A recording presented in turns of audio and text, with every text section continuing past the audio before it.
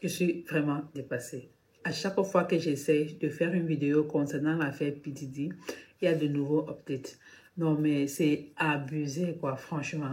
Toutes les 2 minutes, je découvre de nouvelles informations, mais c'est incroyable cette histoire.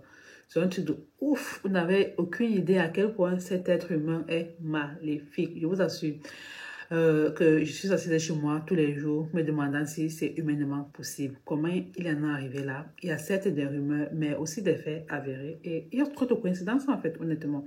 Ça me dépasse, ça me saoule en fait. Life is a winding road, no telling where it goes. Driving to... Les amis, désolé du thème, mais Hollywood est dans la merde. C'est-à-dire que le mec était carrément l'Epstein de l'industrie musicale. Son arrestation a révélé un réseau de chantage sexuel qui rappelle celui de Jeffrey Epstein.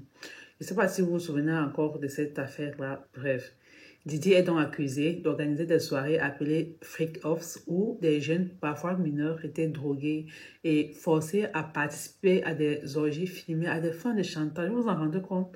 Et aussi, des connexions troublantes ont également été faites entre Diddy et Epstein, notamment à travers Rachel Schneider, une présumée trafiquante sexuelle. Du coup, alors que l'industrie musicale et des personnalités influentes sont secouées par l'affaire, de nombreuses émissions ont suivi, laissant présager que cette affaire pourrait être le début d'une série de révélations bouleversantes. Et en septembre 2024, Diddy a été arrêté après une enquête fédérale de longue haleine. Il est accusé de plusieurs crimes dont le trafic sexuel et le racket. Sean Combs led and participated in a racketeering conspiracy that used the business empire he controlled to carry out criminal activity, including sex trafficking, forced labor, kidnapping, arson, bribery, and the obstruction of justice. Let me say a little bit more about the charges. The indictment alleges that Combs abused and exploited women and other people for years, and in a variety of ways. As alleged, Combs used force, threats of force, and coercion to cause victims to engage in extended sexual performances with male commercial sex workers, some of whom he transported or caused to be transported over state lines. Combs allegedly planned and controlled the sex performances, which he called freak-offs, and he often electronically recorded them. The freak-offs sometimes lasted days at a time, involved multiple commercial sex workers, and often involved a variety of narcotics such as ketamine, ecstasy, and GHB, which Combs distributed to the victims to keep them obedient and compliant. As alleged, when Combs didn't get his way, he was violent, and he subjected victims to physical, emotional, and verbal abuse so that they would participate in the freak-offs, and that Combs hit, kicked, threw objects at, and dragged victims, at times by their hair. On one occasion in March of 2016, that conduct was captured on video and later reported in the media. Specifically, Combs kicked, dragged, and threw a vase at a victim in a Los Angeles hotel when the victim was attempting to flee. As alleged, these assaults often resulted in injuries to the victims, which took days or weeks to heal. Il faut savoir que ces accusations reposent sur des témoignages accablants, des preuves matérielles et des perquisitions effectuées dans ses résidences à Miami et à Los Angeles. Et parmi les éléments saisis, plus de 1000 bouteilles de lubrifiants et d'huile pour bébé, des armes à feu illégales et des narcotiques ont été trouvées. Bref, que toute cette pourriture de YouTube, du showbiz, des violeurs, des pédocriminels tombent. Parce que là, franchement, c'est abusé, quoi. Alors, les révélations sur l'affaire ont immédiatement provoqué une onde de choc dans l'opinion publique et dans l'industrie musicale, en fait. De nombreuses célébrités comme 50 Cent n'ont pas hésité à se moquer de lui sur les réseaux sociaux.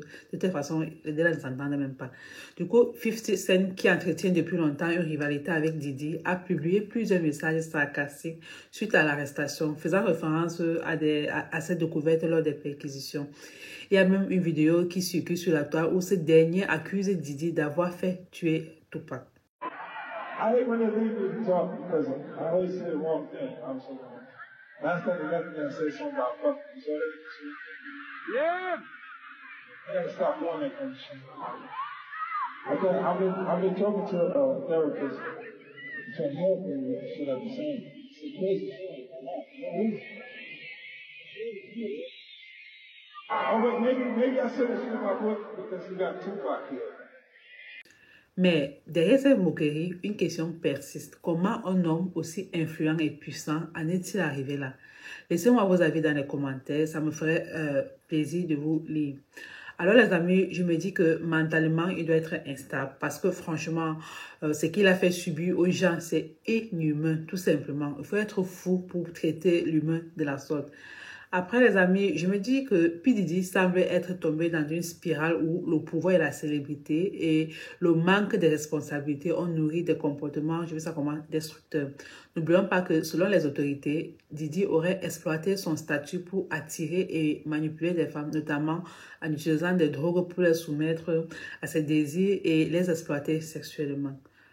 Et aussi, je me dis, les amis, que les perquisitions effectuées à son domicile où des centaines de bouteilles de lubrifiant ont été retrouvées suggèrent un cadre où les victimes étaient déshumanisées et contrôlées par la peur, la drogue et l'argent. Et aussi, les accusations récentes qui pèsent sur Diddy ne sont pas nouvelles en ce qui concerne son comportement. D'ailleurs, il y a eu plusieurs témoignages, notamment celui de son ex-compagne Cassie, qui font état de violence et d'abus. Du coup, en 2016, si je ne me trompe pas, il y a une vidéo de surveillance qui avait montré P. Diddy en train d'agresser physiquement Cassie dans un hôtel de Los Angeles. Malheureusement, les amis, je ne peux pas vous présenter cette vidéo ici parce qu'elle est d'une violence inouïe. Tout compte fait, ces accusations font écho à un schéma de comportement abusif qui aurait duré des années, mais qui sont souvent restés sous silence en raison de son influence. Après les amis, il faut savoir que P. Diddy a toujours eu une influence considérable dans l'industrie musicale et vraiment modellant grâce à ses labels comme Bad Boy Records, ses collaborations avec des artistes de renommée mondiale et ses succès commerciaux. Du coup, cette position dominante a pu créer, selon moi, une dynamique où le pouvoir et l'impunité semblaient aller de pair. Des affaires passées comme son implication dans une fusillade dans un club en 1999 pour laquelle elle a été acquittée ont déjà soulevé des questions sur son comportement public et voire même privé. Bref, les avocats de Diddy, quant à eux, nient toutes les accusations et affirment que leur client est innocent. Selon eux, il s'agit d'un abus de pouvoir, autant pour moi, des autorités fédérales. Et ils demandent un procès rapide, carrément quoi. En attendant donc son procès, Diddy restait incarcéré au Metropolitan Detention Center à Brooklyn après qu'un juge ait refusé sa liberté sous caution. Il avait d'ailleurs mis sur la table 50 millions USA. Si le procès s'annonce donc long et compliqué, il est clair que cette affaire pourrait être l'une des plus médiatisées de ces dernières années et les célébrités devront répondre devant la justice. Bon, je parle des célébrités impliquées. Hein. P. Diddy, un nom autrefois synonyme de succès et de pouvoir, pourrait bientôt être lié à l'une des plus grandes chutes de l'industrie musicale. Quelles seront les conséquences de cette affaire pour P. Diddy, son empire et ses victimes présumées? Le verdict pourrait donc changer à jamais le visage du hip-hop. Alors les amis, si tu es arrivé jusqu'ici, commente R. Kelly. C'est ici que la vidéo se termine. J'espère qu'elle vous aura plu. Prenez soin de vous et surtout prenez soin de votre santé mentale. Bye bye.